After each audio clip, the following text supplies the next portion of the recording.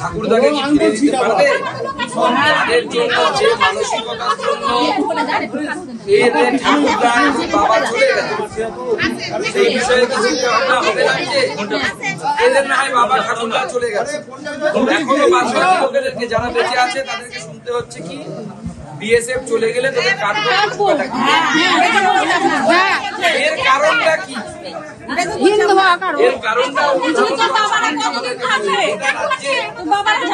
মাথায় কলকাতায় যারা বসে থাকেন না, কলকাতায় আপনাদের চ্যানেলে বসে বসে বড় বড় বক্তব্য দেয়, যে সমস্ত সাহিত্যিক গান লেখেন তাদেরকে আবার বলুন না এর কারণ কি, কেন এই কথা শুনতে হচ্ছে না? এরা কারো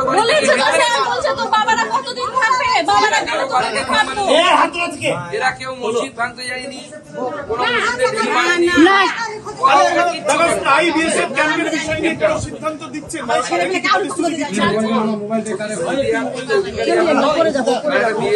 করতে গেলে আপনারা জানেন রাজ্য সরকারের পারমিশন অনেক কিছু প্রয়োজন।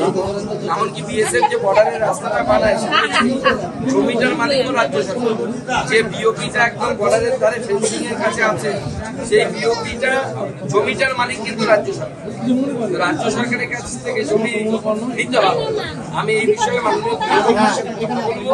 কথা বলেই তারপরে আগামী দিনে কথা বলবো। আমরা তৃণমূল কংগ্রেসের মতো নই যে উল্টো পাল্টা প্রতিশ্রুতি।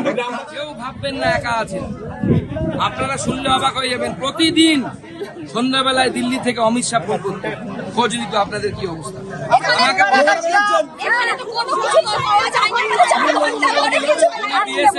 ব্যবস্থা করেছেন, সিআরপিএফ নেমেছে,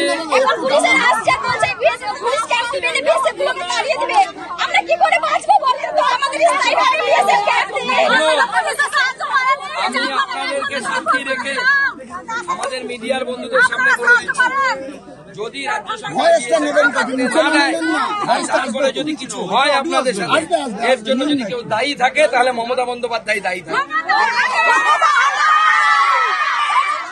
তলাতে আজকে আমরা আমাদের অর্থাৎ আমার যে পরিদর্শন সেই পরিদর্শন শুরু করলাম। আপনারা দেখতে পাচ্ছেন এই মন্দিরটাকে গত 11 তারিখ ভ্যান্ডালাইজ করে মূর্তিগুলোকে ভেঙে সেই মূর্তিকে অপমানিত করা হয়েছে। শুধু তাই না, আমি জানি না এরা কোন ধর্মে বিশ্বাস করে যে অন্য ধর্মের দেবদেবীকে অপমান করলে তাদের ধর্মে কি কোনো লাভ হয় বা পুণ্য হয়, আমার তো পক্ষে জানা নেই। যারা অন্যের ধর্মকে সম্মান করতে জানে না তারা নিজের ধর্মকেও সম্মান করতে জানে বলে আমার মনে হয়।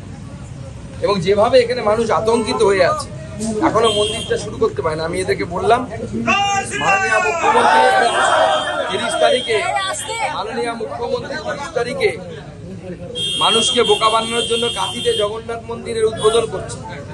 আমি এখানকার স্থানীয় মানুষকে আবেদন জানিয়েছি যে ওই 30 তারিখে আপনারা এই মন্দিরকে নতুন করে পরিষ্কার করে আসল মন্দির প্রতিষ্ঠা করুন। ওই নকল হিন্দুদের দিয়ে কাজ হবে না, আসল হিন্দু চাই। সেই আসল হিন্দু আসল মন্দির প্রতিষ্ঠা হবে, প্রয়োজনে আমি এখানে আসবো।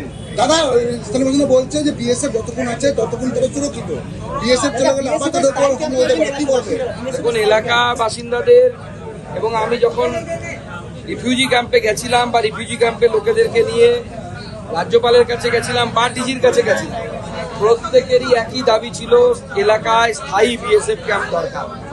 আমি রাজ্য সরকারকে অনুরোধ করব যে এই ঘটনার সেন্সিটিভিটি অর্থাৎ সংবেদনশীলতাকে মাথায় রেখে রাজ্য পুলিশের উপর সাধারণ মানুষের কোনো বিশ্বাস নেই, কেউ বিশ্বাস করছে।